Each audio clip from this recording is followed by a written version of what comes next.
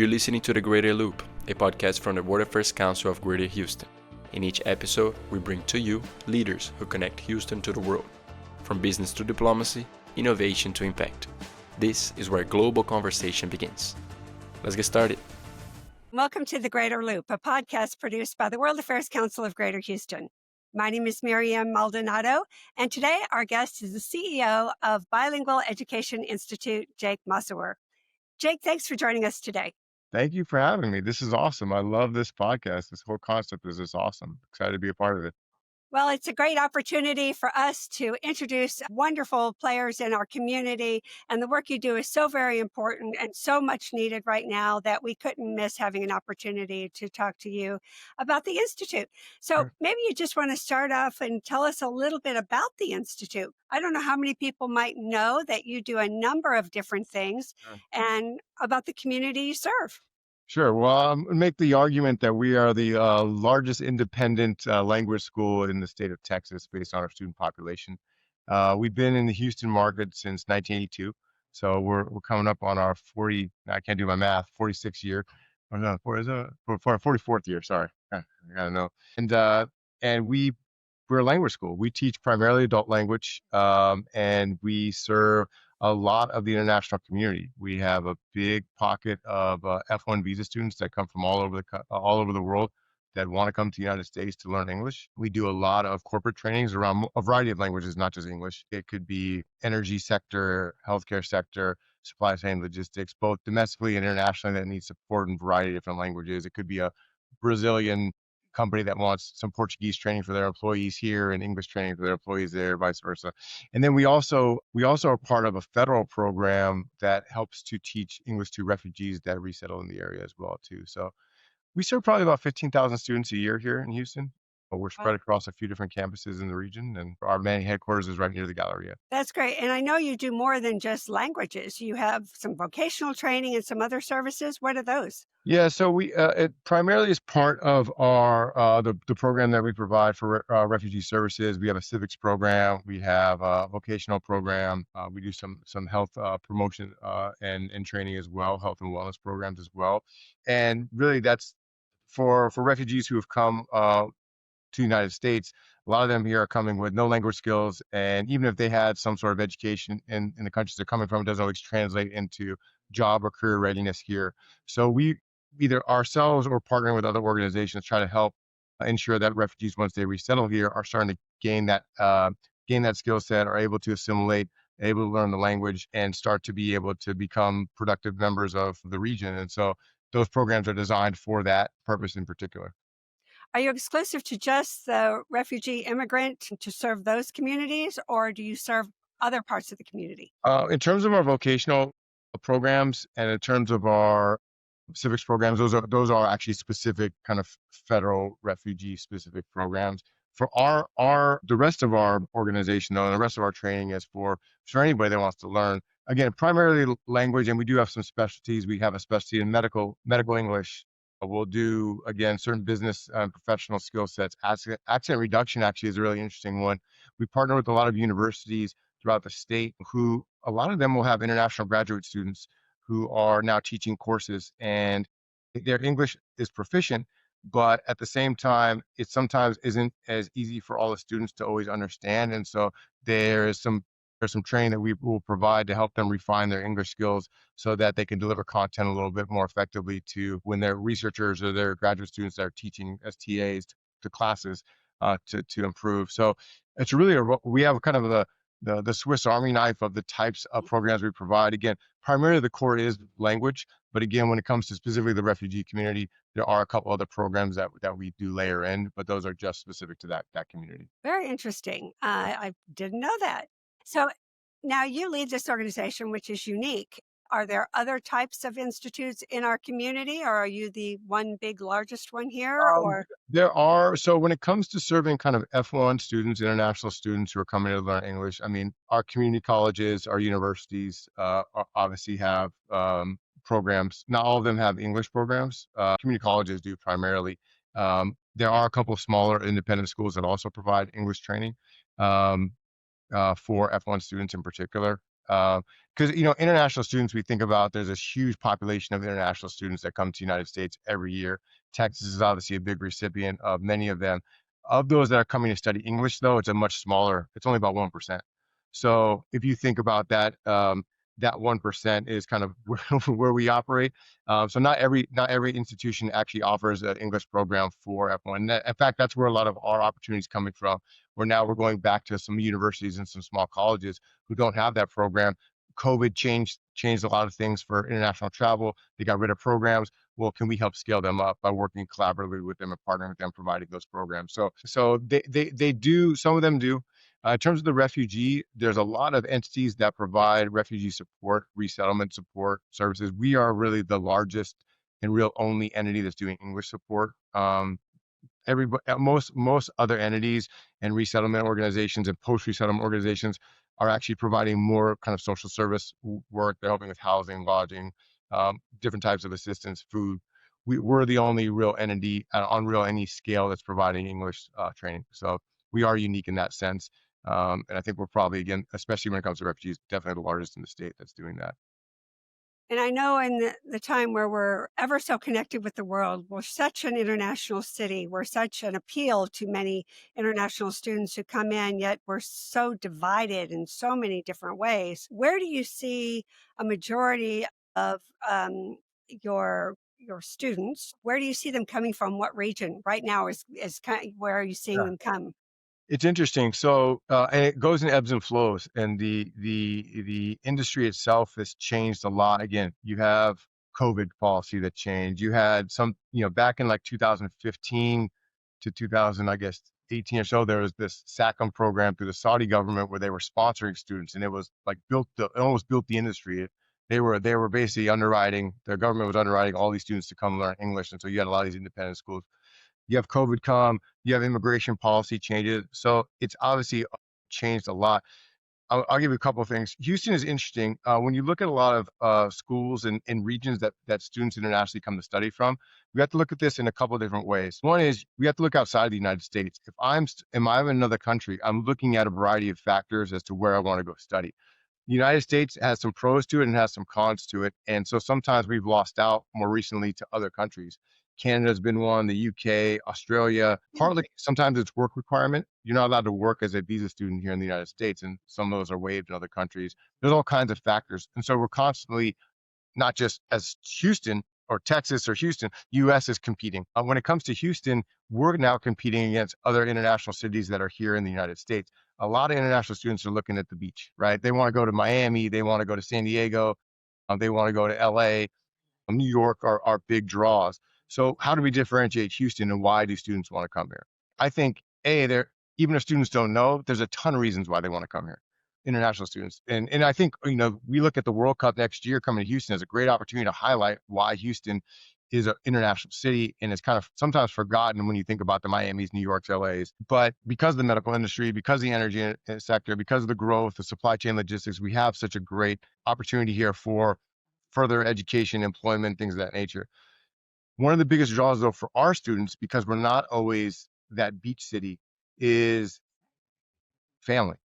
We are an international city. And the anchor for us is that we are such a diverse international city that we have a lot of people who want to come study here, not actually because of all those things that I cited, it's because they have a cousin here. They have an aunt.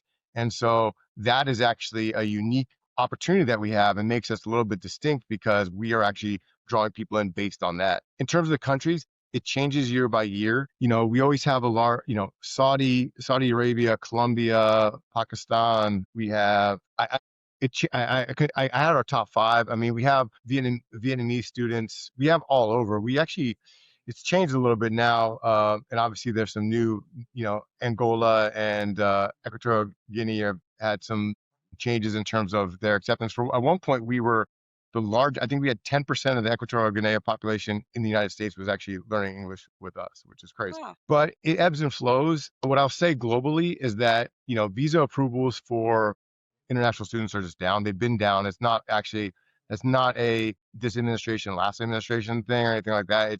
They've been trailing down. It's been a concern for the overall industry for a while, all education institutions, because there's two big factors I think that are at play. Visa approvals have been down.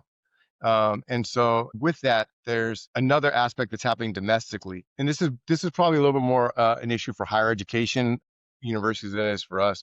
But this year, 2025, domestic high school graduation is supposed to be at its peak of the population, meaning that based on demographics and the age of students, the highest peak for students, domestic students graduating high school is this year.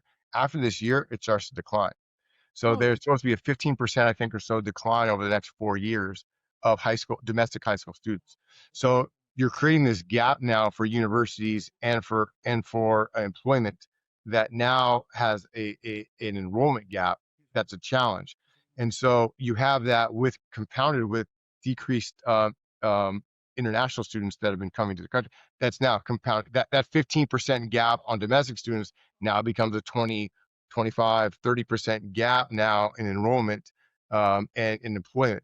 So it's something that the industry is working through right now. Outside of all those countries, just candidly, we probably see a majority of our students are actually not coming internationally. They are international students who are here, who are transferring. Some of them are changing their visa statuses to study. It's harder to get into the United States on a visa in terms of just timing. Hmm. It's also a really unpredictable industry, right? Like I can go and try to get a visa. It could take me a year plus. By that point, maybe I'm not interested in studying anymore. Maybe another country's already accepted it. Maybe my whole circumstances have changed. So right now, I think we've seen a lot of students that are maybe moving to Houston from, say, I was an international student living in New York. Now I want to live in Houston. That's also, what we're seeing as well. How do you serve these 15,000 students? Is it in person? Is it virtual? Are there multiple hybrid options? And Totally. then maybe are there languages or things that you do not teach? Yeah, so it's a great question. So our F1 students, when they study, they have an in-person requirement, which is interesting. I understand why. The whole point is you want students to be immersed in the culture. If they're in a laptop at their house, the whole point of them being in the United States is to learn. Totally makes sense. Having said that, education's evolved a lot, and it's a little bit antiquated if you think about like all the innovation that's happening in education in the last 20 years. But the F1 learners are required to be here. They have a minimum requirement, the minimum, not our requirement. Our requirement is above the minimum. I think the minimum requirement to study in person is like 18 hours a week. I think a lot of our courses are above 20. So all of our students are well above that requirement. For our refugee students, those students can either learn in person or they can go online. I would say about 60% of them probably are online. With that, in terms of in-person locations, we have a main campus. That program has a bunch of kind of community classrooms spread throughout the region. So we have two satellite offices, one in the Katy region, one in the kind of it's spring, I guess. We call it Woodlands. Woodlands people say you can't call it the Woodlands because technically it's whatever. But it's up North. north. It's north. Um, and it's beyond your offices, and that to me is far. So, and then we have 12 other community-based classrooms throughout the region, and then we have another administrative location over in the Sharpstown area. So, and then again, we have virtual options too. So again, about 60% are virtual. One barrier in your point in terms of training is, sorry, one more thing I want to go back to too. And then in addition to that, we also do like private pay corporate courses and things like that. Hmm. They can happen online. A lot of those people want to learn in person. There is an initiative I was going to talk about a little bit at some point about a way to Houston. One of the biggest problems we have is traffic. A lot of people want to learn in person, but centralized, where especially Gallup, is tough. So we're actually working on something new, try to get out to the community a little bit more. But going back to the refugee population, I think one of the things that is interesting with that, because they do go online, is there is an element of like digital literacy that we have to work through. Little things that we probably take for granted. Although I know there's always the argument, people like Teams, do like Zoom, do like I don't. For me, I'm not good at any of them, but we have to look through little factors like we operate on Microsoft, but Zoom is actually easier for our students to learn. It's an easier setup for them. So we use Zoom for our students, even for a lot of students, even though as an organization, as a company, as a school, we're running off of Teams for all of our other meetings. So we have to think through little factors like that. And then we have to do some education around that as well, just to log on and things of that nature. There are also always like cultural components. We're doing that as part of the language training for all of our students. It's not just the words, right? It's actually about U.S. culture, about um, uh, learning about certain holidays that'll come. What's Thanksgiving, right? We take these for things for granted when you live. So those are the types of things that we try to incorporate as well. And there's always like field trips, things of that nature, where we're taking folks to museums or even just learning how to order at a restaurant that you haven't ordered. And that's not just English. That's any that could be somebody's trying to learn Mandarin, right? Like we try to get it as experiential as possible with students. Are there opportunities for the community to participate with the Institute? The one thing I will say that we're always looking for is instructors. That's Yeah, kind of where I was going. How can do you look for mentors or sure. volunteers? Yeah, so we have, as an organization, while we serve that many students, we have about 200 people that work for us. The majority of those are instructors that have a lot of them are part-time. They're moonlighting their language. They have a background in language. They have a bachelor's degree or some sort of credentialing around language instruction. And as we grow, we've continued to grow despite some of the declines in visas and things of that nature. We still continue to grow.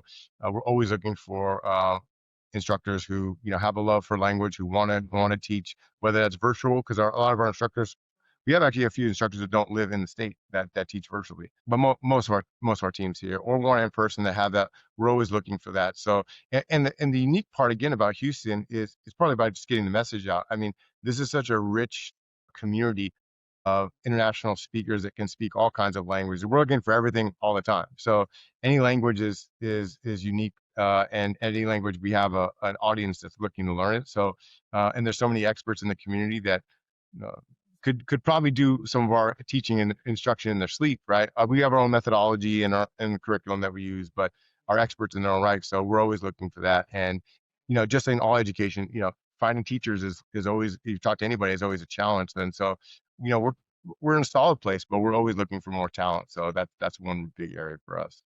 Great to know. With our World Affairs Council community, a lot of them are international. They've served in other countries and have a lot of expertise. Are there languages that you have been asked to teach that you just say, we can't find anyone, we don't have any expertise? We base No, not really. I mean, we've taught kind of some of the most abstract language. Now, there is always a component of, there's a couple components. One is how many students do we need to fill a class? Is it a one-on-one or is it a group class? And sometimes that can be a challenge. And it depends on the leeway that we have for an instructor. We have a network of them that we use. We have ones that we used in the past that will come back. But generally speaking, every once in a while, maybe you can't find somebody, but we've never really had an issue with that, which is pretty cool. That's really cool.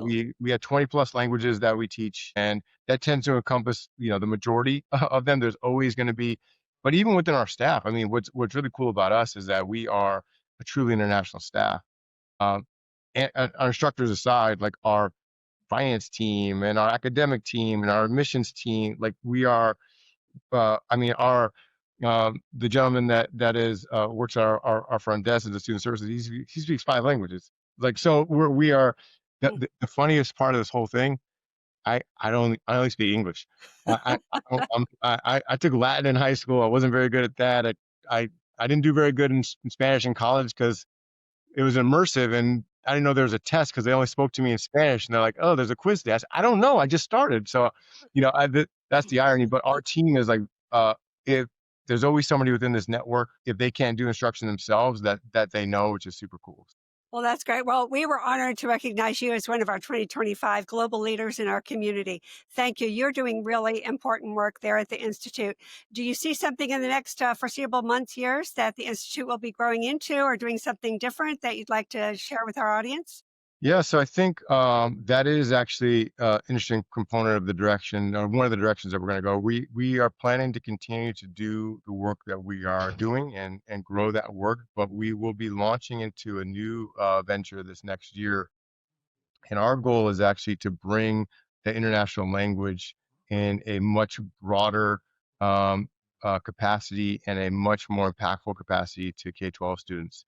And we plan to actually launch a more community-based, only in the sense of like we will be out at communities in schools and also physical locations, to start to be, we want to be like the largest, most impactful language learning labs for international languages, for world languages for K-12 students. So whether I'm a kindergartner that wants to learn Korean, or I'm a high school student that needs support for Spanish, we have the expertise, we have the history, and we are going to be launching a new venture out of BEI that's going to be really focused on developing language skills for world languages for K-12 students in the after school space and on weekends and summertime programming that we think is going to be really, really impactful. We're super excited about it. It's going to be multiple languages. You know, we'll do Mandarin and French and Spanish, and English will be a component, and Arabic and all this is being baked. And so we'll be launching out probably in multiple parts of the region a little bit later this year. So that will be launching at the end of next year in 2026. So we're excited about that. Again, it's really cool because it's taking the expertise we have, it's meshing that expertise with folks that have a skill set in K-12 delivery of content and curriculum. It'll be called Turloop. You'll still see it pop up, but we're really excited about that. So it'll be a way to continue to extend our language learning and but to a whole nother population. I mean, again, going back to Houston and its diversity, if you think about all the immersion schools, I'm not originally from Houston. I moved here from California. I'm not used to seeing as many schools that are immersion based or teaching foreign languages or world languages to K-12 students, at least K-6. I mean, everybody's used to taking high school Spanish or something, but the idea of like I'm going to learn French in kindergarten, that's crazy. So where can students go to get additional support in those spaces, or maybe my school doesn't offer that? That's what we're going to be there to do. We're going to be able to provide deeper enrichment for those students. That's amazing. We are honored here at the World Affairs Council to recognize you and all the work you're doing at the Bilingual Education Institute. And thank you, Jake, for taking a few moments out of your day to speak to us and our audience. We appreciate you. You're doing great work in the community. Thank you for joining the Greater Loop. Thank you so much. An honor to even be thought of to be on here. So thank you so much for the time and considering me. And I hope you have a great rest of your day and a great holiday season. Thank you.